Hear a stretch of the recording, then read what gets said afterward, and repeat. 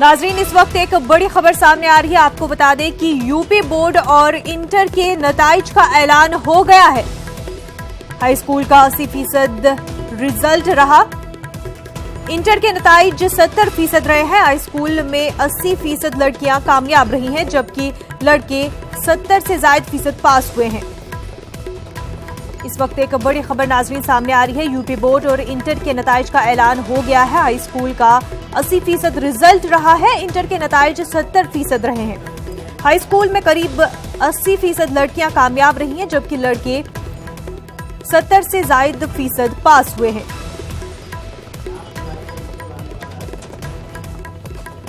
इस वक्त की काफी बड़ी खबर नाजरीन, यूपी बोर्ड और इंटर के नताइज का ऐलान हुआ है।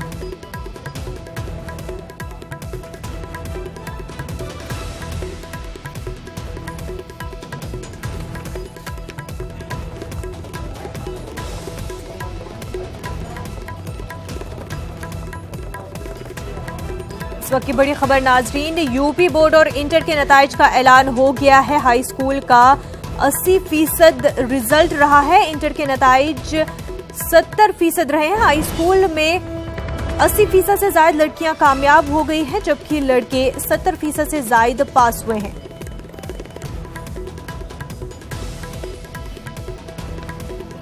इस वर्ष टॉप 10 में जो लिस्ट है हाई स्कूल कैंडिडेट्स की, वो 21 परीक्षार्थी छात्र छात्राएं टॉप 10 में हाई स्कूल में उत्तीर्ण हुए हैं, जिनमें मैं उनका प्रथम 3 का नाम पढ़ के सुना देता हूं। बाकी सब आपको सूचनाएं दी जा रही हैं। पहली रैंक पर गौतम रघुवंशी, इन्होंने 97.17% मार्क्स प्राप्त किए हैं और ये Kanpur Nagar Omkareshwar SBN inter college Jawahar Nagar Kanpur, ये प्रथम स्थान पर आए हैं। दूसरे स्थान पर शिवम, जिनके 97% अंक हैं, श्री साई इंटर कॉलेज लेखरबाग बाराबंकी, ये सेकंड पोजीशन पर है। और थर्ड रैंक पर तनुजा विश्वकर्मा, कुल इन्होंने 96.83% से ये परीक्षा उत्तीर्ण की है। और इसके बाद इंटरमीडिएट के टॉप 10 में 14 परीक्षार्थी छात्र छात्राएं उत्तीर्ण हुए हैं, जिनमें प्रथम 3 का नाम पहले नंबर पर तनु तोमर, जिन्होंने 97.80% अंक प्राप्त किए हैं और Shri Ram SM inter college Baraut Baghpat से इन्होंने उत्तीर्ण किया है। दूसरे स्थान पर भाग्यश्री उपाध्याय, जिनके 95.20% अंक हैं, पंडित राजाराम उपाध्याय इंटर कॉलेज खरौना गोंडा से ये आए हैं। तीसरे स्थान पर आकांक्षा शुक्ला, जिनके 474 अंक हैं, 94.80% अंक प्राप्त किया है। SP inter college Shikaro Oraon.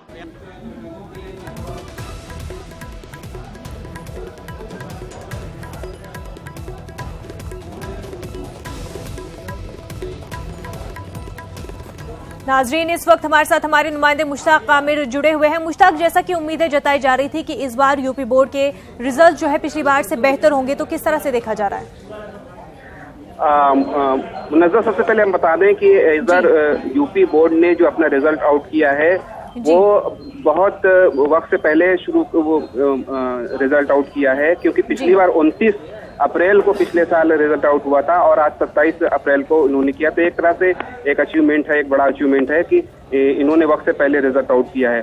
दूसरा है कि इस बार जो है कामयाबी का फीसद जो है वो बहुत पिछले साल के निस्बतन जो है कामयाबी का फीसद ज्यादा रहा है। हाई स्कूल में तकरीबन 80% जो है बच्चे पास हुए हैं और इंटर में वो 70% बच्चे जो है उन्होंने कामयाबी दर्ज कराई है। इसी के साथ साथ जो है मेरिट लिस्ट को भी जारी किया है यूपी बोर्ड ने। गौतम रघुवंशी हाई स्कूल का जो मेरिट लिस्ट है उसमें गौतम रघुवंशी पहला उनको जो है मकाम हासिल किया, पोजीशन हासिल की है। शिवम इन्होंने दूसरा मकाम हासिल किया है और तनुजा विश्वकर्मा इन्होंने तीसरा मकाम हासिल किया है। इसी तरह से इंटरमीडिएट में तनु तोमर इन्होंने पहला मकाम हासिल किया है पूरे स्टेट में, और भाग्यश्री उपाध्याय इन्होंने दूसरा मकाम हासिल किया है, और आकांक्षा शुक्ला ने इंटरमीडिएट में तीसरा मकाम हासिल किया है। तो इस तरह से देखा जाए तो इस बार भी लड़कियों ने बाजी मारी है लड़कों को मुकाबले में, और इस बार यूपी बोर्ड का रिजल्ट जो है पहले साल के बनिस्बत अच्छा रिजल्ट रहा है, और काफी खुश हैं यहाँ पर जो है जो लोग हैं, जो वालिदैन हैं, जो बच्चे हैं, वो काफी खुश हैं यहाँ के रिजल्ट से, यूपी बोर्ड के रिजल्ट से। जी बिल्कुल मुश्ताक, और जैसा कि आप बता रहे थे कि लड़कियों की इस बार कैसी कारकर्दगी देखने को मिली है और कितनी ज्यादा कामयाबी जो है लड़कियों ने यूपी बोर्ड में दिखाया है। देखिए, ये पिछले साल भी लड़कियों ने बाजी मारी थी, लड़कों के मुकाबले में उन्होंने सबकत हासिल की थी, और उससे पिछले साल जाए तो भी देखिए लड़कियां जो हैं वो जो हाई स्कूल इंटर के जो इम्तिहानात हैं उसमें वो आगे जा रही हैं पिछले कई सालों से। तो लड़कियों में जो है तालीम को लेकर के ज्यादा संजीदगी है, वो ज्यादा मेहनत कर रही हैं और ज्यादा जो है वो अच्छे मकाम हासिल कर रही हैं। अब जैसे इंटरमीडिएट में जो मेरिट लिस्ट है उसमें शुरू के जो 3 नाम हैं तो उसमें 2 लड़कियों के नाम है, यानी भाग्यश्री उपाध्याय के और आकांक्षा शुक्ला का। तो इसी तरह से हाई स्कूल में भी जो है जो उन्होंने तीसरा मकाम हासिल किया है तनुजा विश्वकर्मा ने किया है। तो इस तरह से देखा जाए कि शुरू की जो टॉप 5 हैं उसमें से 3 जो हैं वो लड़कियां हैं। तो ये बिल्कुल ये बात सही है कि लड़कियां जो हैं वो मेहनत कर रही हैं, आगे बढ़ रही हैं और तालीम को संजीदगी से ले रही हैं। इस बार भी जो है दोनों रिजल्ट, हाई स्कूल और इंटर का रिजल्ट जो है वो लड़कियों के खाते में गया है, लड़कियों ने बाजी मारी है, और ये जीत जो है एक तरह से लड़कियों की जीत है। बिल्कुल मुश्ताक, बहुत बहुत शुक्रिया आपका। नाजरीन, इस वक्त हमारे साथ हमारे नुमाइंदे तारिक भी जुड़ चुके हैं। तारिक, आपसे जानना चाहेंगे, लड़कियों ने बाजी मार ली है और इस बार यूपी बोर्ड के नतीजे जो है पहले से बेहतर बताए जा रहे हैं, क्या कहेंगे? इसको कई अंदाज से देखा जा सकता है। एक तो वो कोशिशें हैं जो समाजी सतह पर तालीम के फरोग के लिए की जाती हैं, एक वो कोशिशें भी हैं जो सियासी सतह पर की जाती रही है तालीम के फरोग के लिए। बेटी पढ़ाओ अभियान जो चलाया गया है, बेटी बचाओ बेटी पढ़ाओ, कुछ लोग कहते हैं उसका भी असर है। कुछ लोग कहते हैं कि वो तहरीकात जो हमारे शहरों से गांवों तक पहुंची हैं उनका बहुत बड़े पैमाने पर असर देखा गया है, और बिल्कुल अब लोग संजीदा हो रहे हैं लड़कियों की तालीम के लिए। हालांकि देखिए मुनव्वर, यहाँ पर ये भी बता दें कि ये ऐसा पहली बार नहीं हुआ है कि लड़कियों ने बाजी मारी है, ये लड़कियों ने फौकियत हासिल की है, ये हमेशा से होता रहा है। और अक्सर यही हुआ है, ज्यादातर जो हम देखते हैं हमारे सामने बताई जाते हैं कि उसमें तालीमी एतबार से लड़कियां आगे इसलिए नजर आती हैं कि एक तो ये है कि वो संजीदा, दूसरा ये है कि कुछ तहरीकात ऐसी चलाई गई हैं गुज़िश्ता चंद सालों में जिसमें यह है कि उनकी तालीम पर, ये समाजी सतह पर भी और सियासी सतह पर भी। तो जब हम ये देखते हैं कि इन तहरीकात का क्या असर होता है, तो ये भी अपने आप में एक बड़ा पैगाम है कि जो तहरीकात चलाई जा रही हैं उनके मुस्बत नताइज आ रहे हैं, और समाजी बेदारी को भी नजरअंदाज नहीं कर सकते हैं। समाजी बेदारी भी तालीमी हवाले से आई है जिसके नताइज आज हमारे सामने मुनव्वर। जी बिल्कुल तारिक, और इस बार जो है यूपी बोर्ड एग्जाम्स में काफी कुछ तब्दीलियां भी लाई गई थी।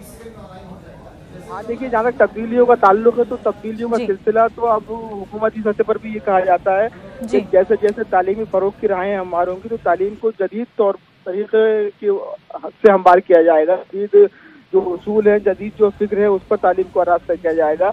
और अब ये भी है कि जैसे जैसे ये सिलसिला बढ़ रहा है तो कुछ न कुछ तब्दीलियां हर सतह पर की जा रही हैं, चाहे वो एग्जाम सेंटर का ताल्लुक हो, चाहे काफियों को जांचने के हवाले हो, या दूसरे कुछ इम्तहानात के सेंटर की बात हो, या जैसे अब कैमरों का नस्ब किया जाना हो। तो बहुत सारे ऐसे अवामिल किए गए हैं जिससे तालीमी निज़ाम कुछ बेहतर होता तो नजर आ रहा है। तो हम देख रहे हैं कि जैसे जैसे वक्त गुजर रहा है कुछ तालीमी एतबार से बहुत बड़ा इनकलाब तो नहीं है, ताहम हालात बेहतर जरूर नजर आ रहे हैं। मुनव्वर तारिक, अक़लियती तलबा जो है उनकी कारकर्दगी कैसे देखने को मिली है? देखिए, अभी सतह पर कोई एनालिसिस बाकायदा तौर पर अभी नहीं किया गया है। काम इतना जरूर है, देखिए जब कोई भी चीज पूरे समाज पर असरअंदाज होती है तो वो अक़लियत को भी उसी फीसद में मुतासिर करती है जितना फीसद अक़लियत का रहता है शोबे में। तो ये हम अपने तौर पर भी देखते हैं कि कि जब जब अच्छे नतीजे सामने आते हैं तो उसमें सिर्फ ये नहीं है कि एक मखसूस तबके की लड़कियां या लड़के हों, उसमें सभी तबकात के लोग शामिल होते हैं और अखिलती तबका भी अब तालीमी एतबार से जाहिर है कि बहुत पीछे नहीं है। यहाँ इतना जरूरी है कि जो देहात और मज़ाफ़ात के इलाके में जहाँ पर अभी वो सहूलियात फराहम नहीं की जा सकती हैं तो इस कंट्री को मज़ीद बेहतर बना सकती है। तो अगर ऐसा कुछ हो जाए नताइज और बेहतर जरूर हो सकते हैं। मनोजा, बिल्कुल तारिक, बहुत बहुत शुक्रिया आपका तमाम तर तफसीलात के लिए। नाज़रीन, अब बात करते हैं वज़ीर आज़म नरेंद्र मोदी की रैलियों की।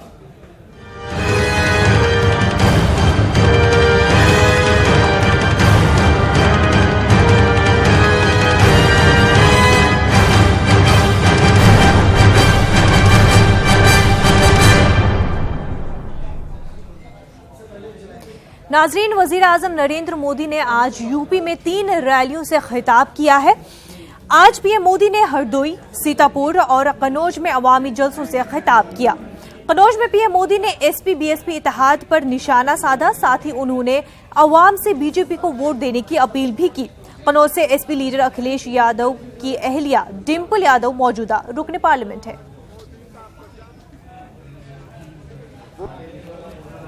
साथियों, आज मोदी का प्रचार वो बहन कर रही है जिसने पूरी जिंदगी चूल्हे में निकलने वाले धुएं में गुजारी थी और उज्ज्वला योजना के तहत जिसे मुफ्त में गैस कनेक्शन मिला है।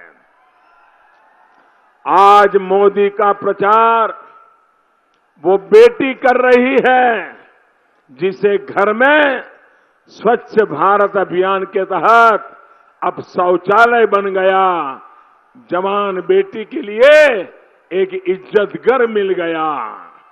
आज मोदी का प्रचार वो गरीब मेरा भाई बहन कर रहा है जिसे प्रधानमंत्री आवास योजना के तहत पक्का घर, उसकी चाबी मिल गई और रहने चला गया।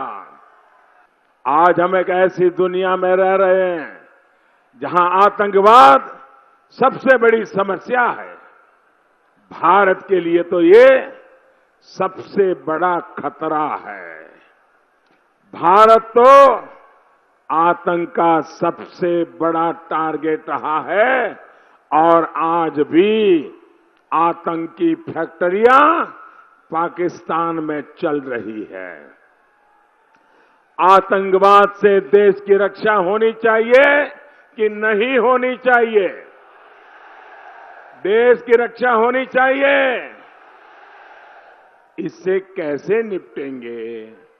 सपा बसपा के पास कोई फॉर्मूला है क्या?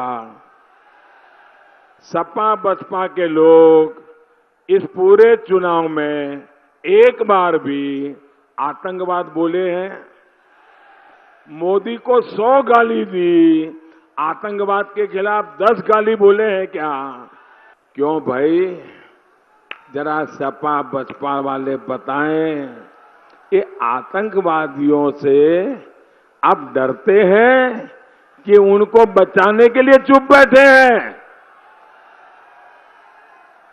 आज जितने भी लोग खुद को भावी प्रधानमंत्री बना रहे हैं, जरा ये समझिए आप, आज लोग प्रधानमंत्री बनने के बड़े कतार लगा करके बैठ गए हैं और घोषणाएं कर रहे हैं।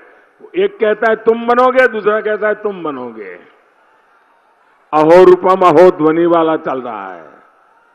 भाइयों बहनों, ये आज प्रधानमंत्री बनने के सपने देख रहे हैं। इन्होंने देश को मजबूत बनाने की, हमारे जवानों की रक्षा की कोई योजना सामने रखी है क्या? जो सिर्फ और सिर्फ मोदी को हराने के लिए पाकिस्तान के झूठ को ही सच मानते हो, पाकिस्तान का हीरो बनने का ख्वाब पालते हो, सर्जिकल स्ट्राइक करने वाले, एयर स्ट्राइक करने वाले हमारे सपूतों से सबूत मांगते हो, ऐसे लोगों से क्या उम्मीद की जा सकती है? नाजरीन, बीजेपी छोड़कर कांग्रेस में शामिल हुए शत्रुघ्न सिन्हा ने जिन्ना की तारीफ की है। मध्य प्रदेश के छिंदवाड़ा में रैली के दौरान उन्होंने कहा, आजादी और तरक्की में मोहम्मद अली जिन्ना का भी रोल रहा है। शत्रुघ्न सिन्हा ने कहा कि सरदार पटेल से लेकर जवाहरलाल नेहरू तक और गांधी जी से लेकर जिन्ना तक मुल्क की आजादी और तरक्की में सभी का ताउन रहा है, इसलिए वो कांग्रेस में शामिल हुए हैं। ये नया परिवार है, ये कांग्रेस परिवार महात्मा गांधी से लेके सरदार वल्लभ भाई पटेल से लेके मोहम्मद अली जिन्ना से लेके जवाहरलाल नेहरू से लेके स्वर्गीय इंदिरा गांधी से लेके राजीव गांधी से लेके राहुल गांधी से लेके पहले भी नेताजी सुभाष चंद्र बोस, इनकी पार्टी है जिनका देश के विकास में, देश की तरक्की में, देश की आजादी में सबसे महत्वपूर्ण और सबसे बड़ा योगदान हुआ।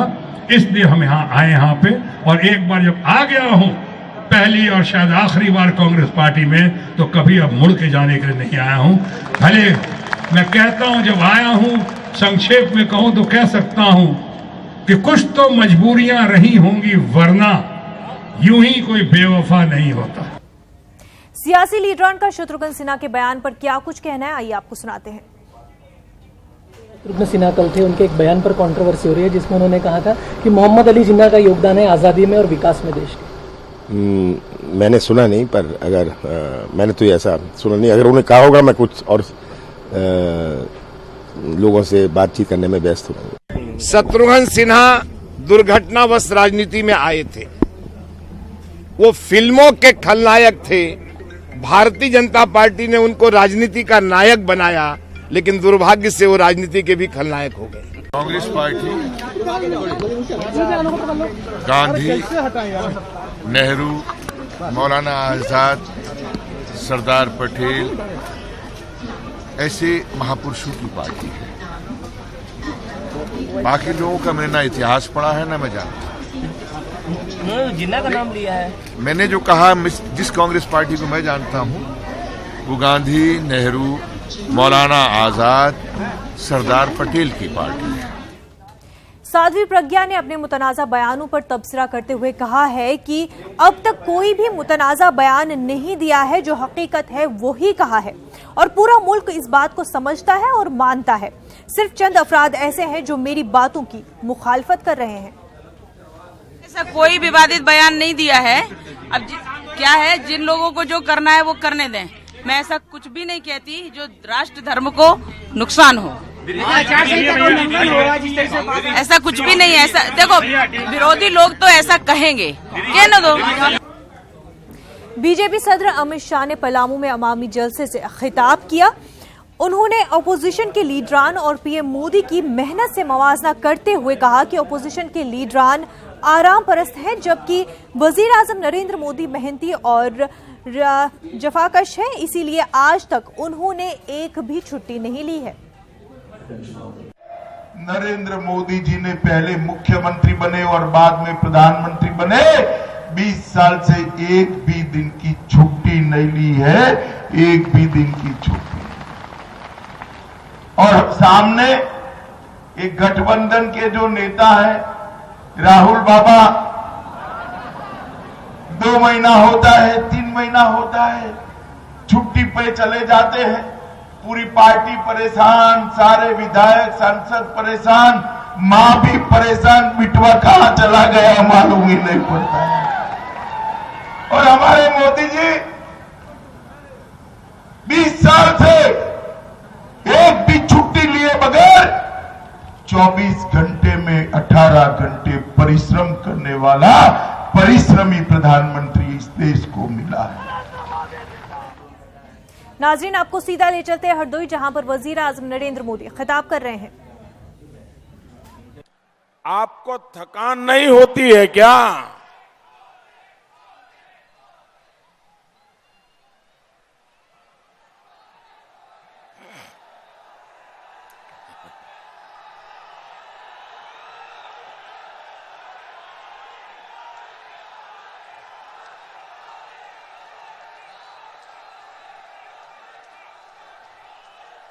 आपका प्यार मेरे सर आंखों पर।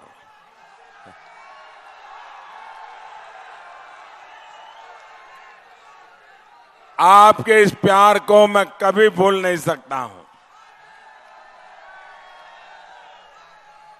लेकिन आप इजाजत दें तो मैं आगे बोलना शुरू करूं। आगे बोलना शुरू करूं? बोलना शुरू करूं? लोग मुझे अक्सर ये पूछते रहते हैं कि आपको थकान नहीं लगती है क्या? ऐसे सवाल पूछने वालों को जब मैं जवाब देता हूं तो मुझे आप जैसे लाखों कार्यकर्ताओं की तस्वीर में देखता हूं। मुझे जनसागर के दर्शन होते हैं। भाइयों और बहनों, आपकी आंखों के सपने हैं जो मुझे दिन रात चलते रहने के लिए प्रेरित करते रहते हैं। जब 130 करोड़ आशाएं, आकांक्षाएं आपसे जुड़ी हुई हो तो थकान कैसे हो सकती है? साथियों, जब आप करोड़ों भारतीयों की भुजाओं की ताकत लेकर चलते हैं तो आपका अपना शरीर भी ऊर्जा से भर जाता है। यही कारण है कि मोदी बिना रुके, बिना थके आप सबके सपनों को साकार करने में जुटा हुआ है। आपके बच्चों की आने वाली कल शानदार हो, इसलिए मैं मेरी आज खपा रहा हूं।